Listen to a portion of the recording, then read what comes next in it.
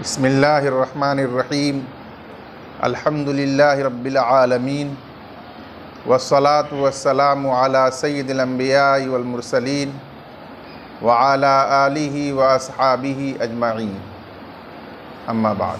जी, बिस्मिल्लाहिर्रहमानिर्रहीम वर्रुतबु बिर्रुतबि यजूज़ु मुतमाथिलन कैलन इंदना लिअन्नहु बैउत तमरि बित्तमरि वकज़ा बैउल हिंतति रुतबति अबिल रतबती जी हिंतति रुतबति अबिल मबलूलति बिमिथलिहा औ बिलयाबिसति अबिल तमरि अबिल ज़बीबिल मुनक़ई मिनहुमा मुतमाथिलन इंद अबी हनीफा व अबी यूसुफ रहिमहुमुल्लाह वक़ाल मुहम्मद रहिमहुल्लाह ला यजूज़ु जमीअ ज़ालिक लिअन्नहु यअतबिरु अल-मुसावात फ़ी अअदल अल-अहवाल व हुवा अल-मआल व अबू हनीफा रहिमहुल्लाह यअतबिरु फ़िल हाल व कज़ा अबू यूसुफ रहिमहुल्लाह अमलन बिइतलाक़ अल-हदीथ इल्ला अन्नहु तरक हाज़ा अल-अस्ल फ़ी बै'i अर-रुतब बित्तमर लिमा रवैनाहु लहुमा व वजहु अल-फ़र्क़ लिमुहम्मद रहिमहुल्लाह बैन हाज़िहि अल-फ़ुसूल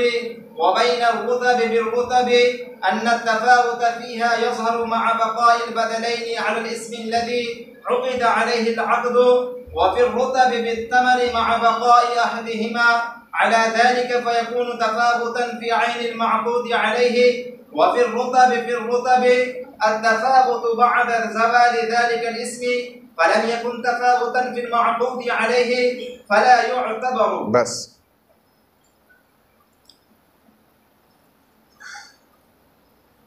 इस इबारत में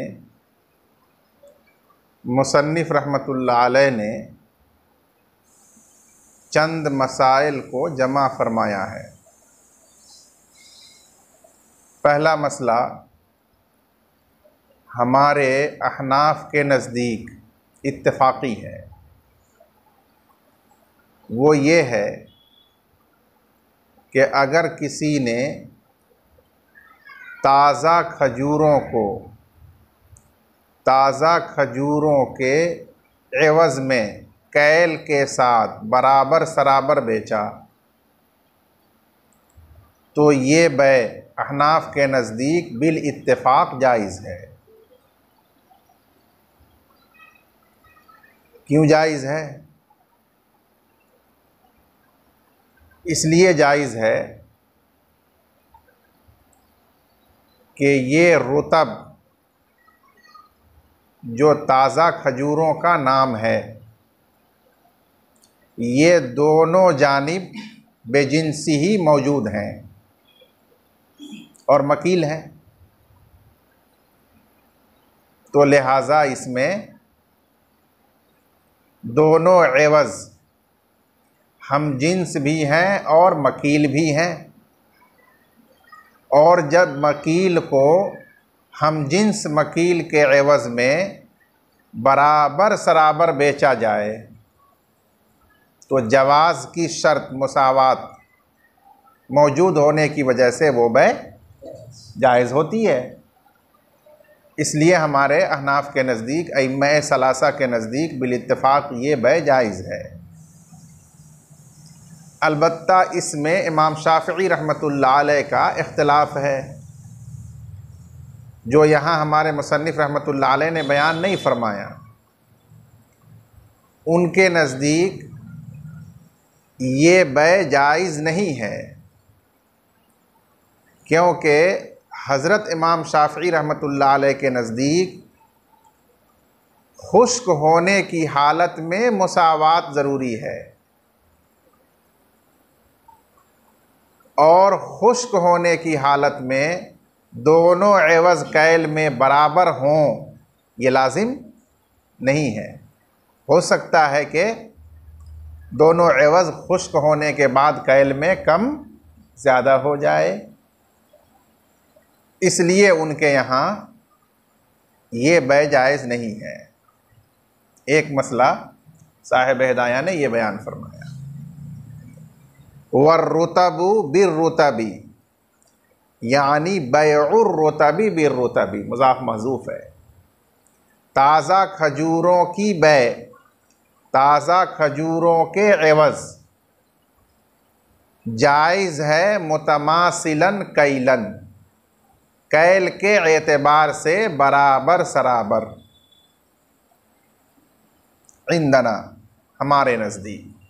इसमें इशारा किया हज़रत इमाम शाफ़ी रहमतुल्लाह अलैह के इख्तिलाफ़ की तरफ। लिअन्नहु बैउ तमरी बितमरी, इसलिए कि ये तमर की बै है, तमर के एवज़, उसी की एक किस्म है रुतब। तो मकील के एवज़ में बराबर सराबर कैल करके बेचा गया, तो मुसावात की शर्त जो जवाज़ की शर्त है वो पाई गई, इसलिए ये बै जायज़ होगी। जैसे तमर की बै तमर के एवज़ कैल से बराबर सराबर जायज़ होती है। उसके बाद चंद मसाइल जो ज़िक्र किए वो इख्तिलाफ़ी है खुद अहनाफ के दरमियान। उनमें से पहला मसला, ताज़ा गंदुम को तर गंदुम यानी ताज़ा गंदुम, जिसे अभी गाहने के बाद धूप में सुखाया नहीं गया, उसमें नमी पाई जाती है, उसे कहते हैं ताज़ा गंदुम। ताज़ा गंदुम को ताज़ा गंदुम के एवज़ में बेचा, या ताज़ा गंदुम को धूप में सुखाकर खुश्क किए हुए कदीम गंदुम के एवज़ में बेचा। दो सूरत हुई। तीसरी सूरत, पानी में भीगे हुए गंदुम को ताज़ा गंदुम के एवज़ में बेचा। बाज़ दफ़ा बारिश में गंदुम भीग जाता है, या उसे धोने के लिए पानी में उसको डाला जाता है तो वो फूल जाता है, भीग जाता है। ऐसे भीगे हुए गंदुम को बेचा ताज़ा गंदुम के एवज़, या भीगे हुए गेहूं को बेचा भीगे हुए गंदुम के एवज़, या भीगे हुए गेहूं को बेचा खुश्क गेहूं के एवज़, पुराने गेहूं के एवज़। ये 5 सूरतें हुई। आगे चलिए। खुश्क छुहारे को बेचा, पानी में भिगोए हुए छुहारे के एवज़। छुहारा जब पानी में भिगो दिया जाए तो उसको मुनक़ा कहते हैं या मुनक़्क़ा कहते हैं। ये लफ्ज़ दोनों तरफ पढ़ा गया है। तो खुश्क छुहारे को भीगे हुए छुहारे के एवज़ में बेचा, या खुश्क किशमिश को, ज़बीब किशमिश को बेचा पानी में भीगे हुए किशमिश के एवज़। तो ये 4 मसाइल हुए। ये जो चंद मसाइल हैं बै के मुताल्लिक़, इन तमाम मसाइल में शेखैन के नज़दीक कैल से बराबर सराबर दोनों एवज़ को करके बेचा जाए तो जवाज़ की शर्त पाई गई। इसलिए शेखैन के नज़दीक बराबर सराबर कैल करके बेचने पर बै जायज़ हो जाएगी। और हज़रत इमाम मोहम्मद रहमतुल्लाह अलैह के नज़दीक फ़िलहाल कैल से बराबर सराबर करके बेचा जाए तो भी नाजायज़ होगी बै, और कमी बेशी के साथ बेचा जाए तब तो नाजायज़ होगी ही, मुतलकन उनके यहाँ ये बै नाजायज़ होगी। न तो बराबर सराबर कैल के साथ बै जायज़ होगी और न कमी बेशी के साथ बै जायज़ होगी, मुतलक बै नाजायज़ होगी। ये इमाम मोहम्मद रहमतुल्लाह अलैह का मसलक है। शेखैन की दलील अशियाए सित्ता के बारे में वारिद होने वाली हदीस का इतलाक़ है। उस हदीस में अल्लाह के रसूल सल्लल्लाहु अलैहि वसल्लम ने फरमाया है, अल-हिंततु बिल-हिंतति मिसलन बे-मिसलिन। ये मुतलक फरमाया है, चाहे वो हिंता ताज़ा हो या वो सूखा हुआ हो या वो पानी में भिगा हुआ हो, हर हाल में वो बाहम जिन्स है, एक जिन्स है और मकील है। तो बस उसको कैल से मिसलम बे मिसलिन बेचा जाए तो इस हदीस के इतलाक़ के तहत वो जायज़ होगी। इसी तरह इसमें आपने फरमाया अत्तमरु बित्तमरी मिसलन बे मिसलिन। तो अब वो तमर छुहारा खुश्क हो या ताज़ा हो या पानी में भिगा हुआ हो, इस इतलाक़ के तहत वो सब सूरतें दाखिल हैं। अगर कैल से बराबर सराबर बेचा जाए तो वो बै इस हदीस की रूह से जायज़ होगी। इसी तरह किशमिश को भी समझना चाहिए कि किशमिश भी एक मकील खाने की चीज़ है। तो जब हिंता, शईर और तमर में इतलाक़ है तो किशमिश में भी उस पर क़यास करते हुए इतलाक़ ही होगा, और वो भीगा हुआ हो या खुश्क हो, मुतलक बराबर सराबर बेचना उसका जायज़ होगा। ये है इतलाक़ हदीस दलील शेखैन की। अलबत्ता इस इस्तिदलाल की रोशनी में हज़रत इमाम अबू यूसुफ रहमतुल्लाह अलैह पर एक सवाल होगा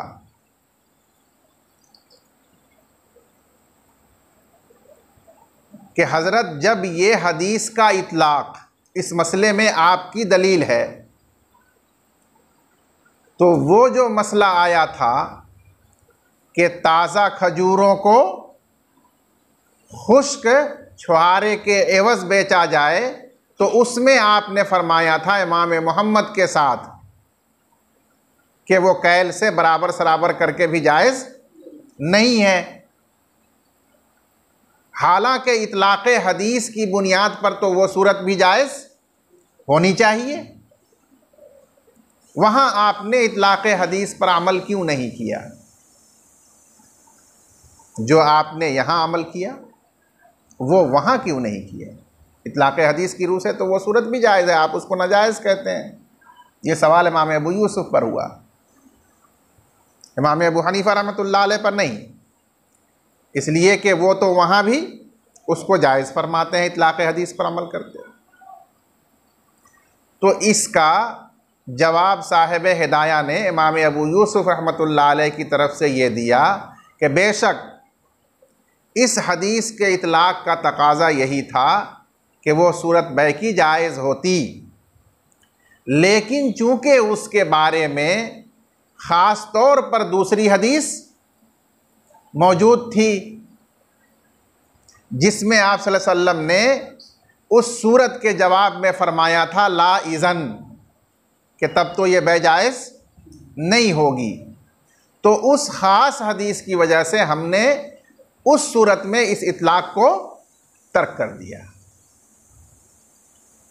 और जो बाकी सूरतें यहाँ बयान की गई उनमें कोई हदीस ऐसी ख़ास मरवी नहीं है, इसलिए उनमें हदीस की इतलाक़ पर अमल करते हुए इन सूरतों को जायज़ करार दिया। ये फ़र्क किया इमाम अबू यूसुफ रहमतुल्लाह अलैह ने। इसको पहले इबारत में देखिए, वकज़ा बैउल हिंतति रतबती, और इसी तरह जायज़ है ताज़ा गंदुम को बेचना जो हाल ही में बाली से गाह कर निकाला गया हो और अभी धूप में उसको सुखाया नहीं गया, वो ताज़ा गंदुम को बेचना। अविल मबलूला, या पानी में भीगे हुए गंदुम को बेचना, बेमिसलिहा, उसी के मिसल के एवज़, औ बिल याबिसा, या सूखे हुए गंदुम के एवज़। अवी तमरी अवी ज़बीबी, या छोहारे या किशमिश को बेचना। अल मुनक़ई बिल मुनक़ई मिनहुमा, खुश्क को भिगोए हुए के एवज़ या भिगोए हुए को उनमें से भिगोए हुए के एवज़। तभी वो चार शक्लें बनेंगी। खुश्क छोहारे को बेचा भिगोए हुए छोहारे के एवज़, या भिगोए हुए छोहारे को बेचा भिगोए हुए छोहारे के एवज़। इसी तरह किशमिश में खुश्क किशमिश को बेचा भीगे हुए किशमिश के एवज़, या भीगे हुए किशमिश को बेचा भीगे हुए किशमिश के एवज़, दोनों तरफ भीगा हुआ था। अल मुनक़ई बिल मुनक़ई मिनहुमा, उन दोनों में से भीगे हुए को बेचा भीगे हुए के एवज़। मुतमासिलन यानी कैलन, कैल से बराबर सराबर। इमाम अबू हनीफ़ा और इमाम अबू यूसुफ रहिमहुमुल्लाह के नज़दीक यानी जायज़ है ये तमाम सूरतें।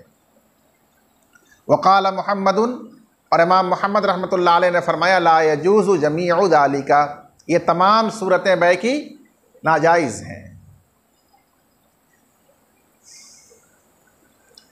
इमाम मोहम्मद रहमतुल्लाह अलैह की दलील क्या है?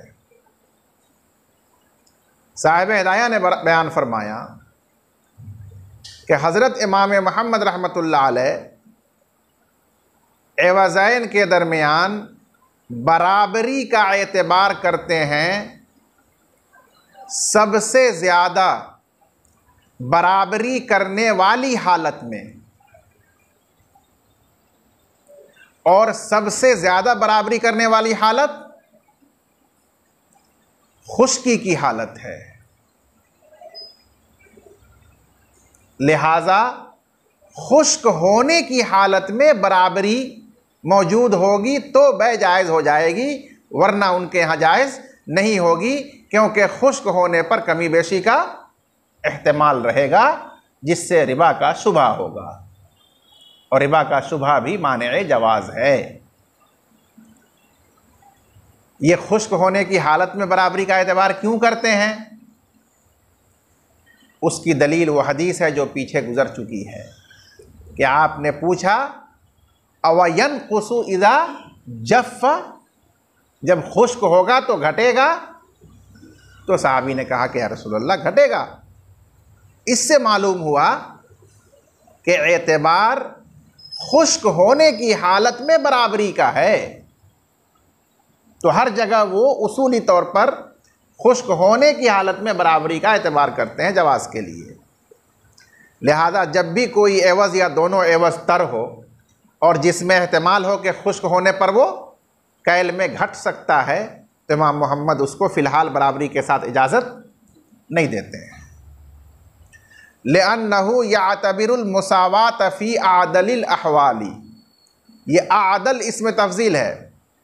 आदला यादिलु के एक माने आते हैं बराबर करना, तो आदल के माने सबसे ज़्यादा बराबर करने वाला, इसलिए कि वो एतबार करते हैं बराबरी का एवज़ैन में सबसे ज़्यादा बराबर करने वाली हालत में। आदलिल अहवाल सबसे ज़्यादा बराबर करने वाली हालत में, और सबसे ज़्यादा बराबर करने वाली हालत कौन सी है? खुश्की की हालत में। लिहाजा उनके यहाँ फ़िलहाल बराबरी काफ़ी नहीं है जवाज़ के लिए। इसीलिए आगे फरमाया वहुवल माआलु, ये माल नहीं है, माआल है। और वो सबसे ज़्यादा बराबर करने वाली हालत आइंदा की हालत है। मुज़ाफ महज़ूफ़ है, हालुल माली, आइंदा की हालत है। और आइंदा की हालत से मुराद हालतुल युब्स, खुश्क होने की हालत। उस वक्त बराबरी होगी या नहीं होगी, अभी बराबरी करने से ये मुतयक्कन और मालूम नहीं है, इसलिए ये बेजायज़ नहीं होगी। व अबू हनीफ़ा रहिमहुल्लाह यातबिरु फ़िलहाल अल मुसावात फ़िलहाल, मफ़ूल भी मज़ूफ़ है।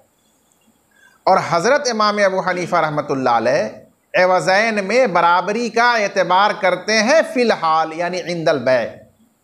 बराबरी दोनों में कैल से हो गई तो जवाज़ के लिए काफ़ी है, चाहे आइंदा खुश्क होने पर इम्कान हो, एहतमाल हो कम बेश होने का, क्योंकि हज़रत हदीस के इतलाक़ पर, मशहूर हदीस के इतलाक़ पर अमल करते हैं। और जहाँ तक इदा जफ़्फ़ा वाली हदीस का ताल्लुक़ है तो हज़रत इमाम अबू हनीफ़ा उसको ज़ईफ़ होने की वजह से हुज्जत तस्लीम नहीं करते हैं। वक़ज़ा अबू यूसुफ़, और इसी तरह इमाम अबू यूसुफ़ भी फ़िलहाल बराबरी का ही एतबार करते हैं। अमलन बे इतलाक़िल हदीस, हदीस मशहूर के इतलाक़ पर अमल करते हुए। अब सवाल इमाम अबू यूसुफ़ पर हुआ कि आपने इस इतलाक़ हदीस पर अमल को छोड़ दिया बैउर रुतब बित तमर में, और वहाँ आपने कहा कि वो नाजायज़ है, जैसा कि इमाम मोहम्मद ने उसको नाजायज़ कहा, तो वहाँ आप इमाम मोहम्मद के साथ हो गए। तो इल्ला से उसका जवाब दिया, इल्ला अन्नहु तरका हादल असला फ़ी बैइ रुतबि बित्तमरी लिमा रवैना लहुमा, मगर ये कि उन्होंने, किन्होंने, इमाम अबू यूसुफ़ रहमतुल्लाह अलैह ने इस उसूल को छोड़ दिया कि फ़िलहाल मुसावात मोतबर होगी इतलाक़ हदीस पर अमल करते हुए। इस उसूल को उन्होंने छोड़ दिया बैउर रुतब बित तमर की सूरत में, उस ख़ास हदीस की वजह से जो हमने साहिबैन की दलील के तौर पर रिवायत की। लहुमा का ताल्लुक़ रवैना से है, ऐ दलीलन लहुमा, जो हमने साहिबैन की दलील के तौर पर माक़बल में रिवायत की, उस हदीस की वजह से वहाँ इन्होंने ये उसूल छोड़ दिया। और मज़कूरा जो सूरतें हैं उनमें कोई हदीस नहीं है, इसलिए उन सूरतों में इस उसूल पर अमल करते हुए फरमाया कि वहाँ ये बै जायज़ होगी, क्योंकि फ़िलहाल मुसावात मौजूद है जो जवाज़ की शर्त है। अब उसके बाद एक सवाल इमाम मोहम्मद रहमतुल्लाह अलैह पर भी होता है कि हज़रत आप तो खुश्क होने की हालत में बराबरी का एतबार करते हैं, ये आपका उसूल है, फ़िलहाल बराबरी जवाज़ के लिए काफ़ी नहीं है। तो आपसे सवाल ये है कि ये बैउर रुतब बिर रुतब का जो मसला ऊपर गुज़रा कि ताज़ा खजूरों को बेचा ताज़ा खजूरों ही के एवज़ में, तो वहाँ आपने फरमाया कि वो बै जायज़ है, इंदना कहा गया था, और हमने वजाहत के साथ समझाया कि हमारे तीनों अइम्मा के नज़दीक ये बै जायज़ है। तो इसके माना ये हुए कि इमाम मोहम्मद रहमतुल्लाह अलैह के नज़दीक ये बै जायज़ है।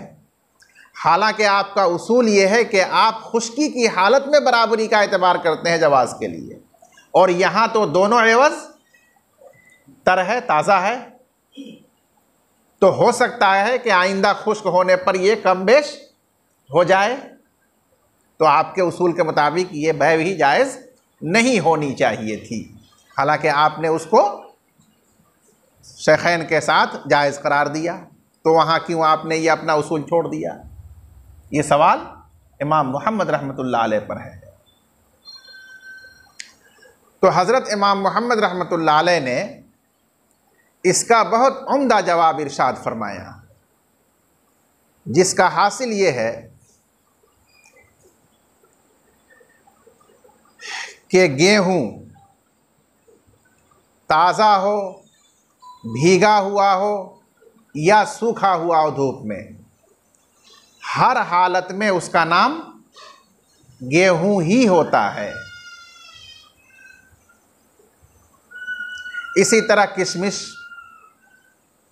एक बार जब वो किशमिश सूख कर हो गया तो अब उसके बाद वो खुश्क रहे या पानी में भीग जाए, हर हाल में वो किशमिश ही कहलाता है।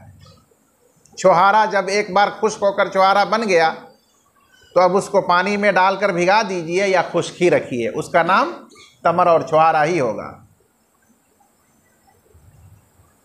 तो ऐसी चीज़ें जिनका नाम खुश्क होने के बाद नहीं बदलता है, उनमें खुश्क होने पर जब कमी ज़्यादती होगी यानी तफाउत होगा, फ़र्क होगा, तो आयने माकूद अलैह में कमी बेशी लाजिम आएगी, क्योंकि नाम अब भी वही है जो अक़्द के वक्त था।